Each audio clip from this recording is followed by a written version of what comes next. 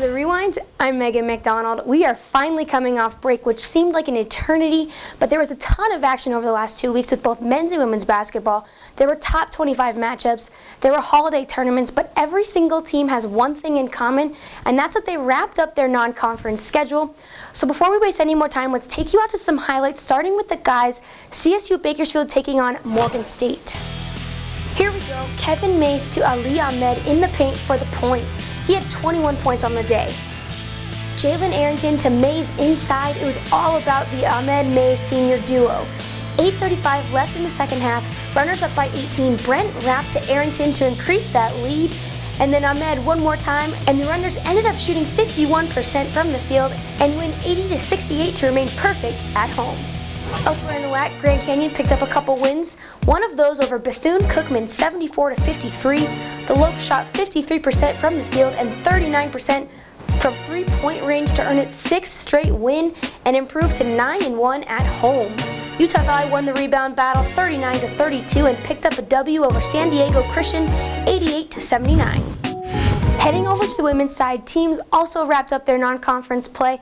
So let's take a look at what UTRGV was up to over the break. Vaqueros at home taking on Evangel.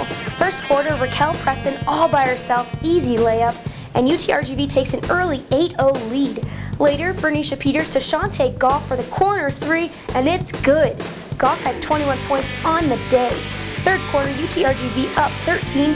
Fast break to Preston, and Vaqueros take it 75-60 over the Crusaders. Elsewhere in the WAC, New Mexico State took on Texas A&M Corpus Christi in the Bronx, where the Aggies finished with 19 steals and beat the Islanders 70-51. Bakersfield held UC Irvine to just 7 points in the first quarter and shot 41% from the field, beating them 65-39 in its non-conference finale.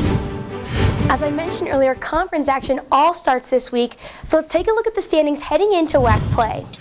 On the men's side, Grand Canyon at the top at 13-2, followed by Bakersfield, who is still undefeated at home. New Mexico State rounds out the top three, finishing 8-7 in non-conference play. UMKC and Seattle U tied for fourth, both going 6-8.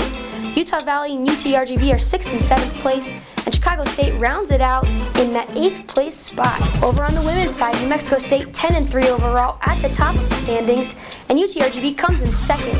The Vaqueros remain perfect at home, and Grand Canyon and Utah Valley tied for third, both at 7-8. Seattle U, UMKC, and Bakersfield go 5, 6, and 7, and Chicago State is 8th heading into conference play.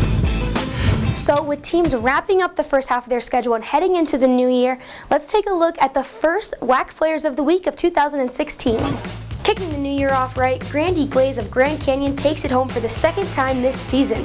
Senior forward leads the WAC in field goal percentage this season at 64%. Glaze has shot 75% or better 7 times this season.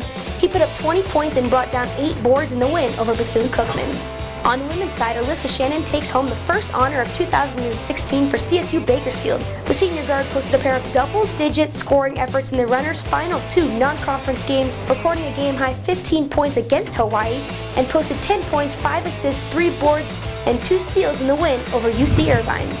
WAC play starts up this week, which means we will have a game of the week for the next couple of months leading up to the WAC championship.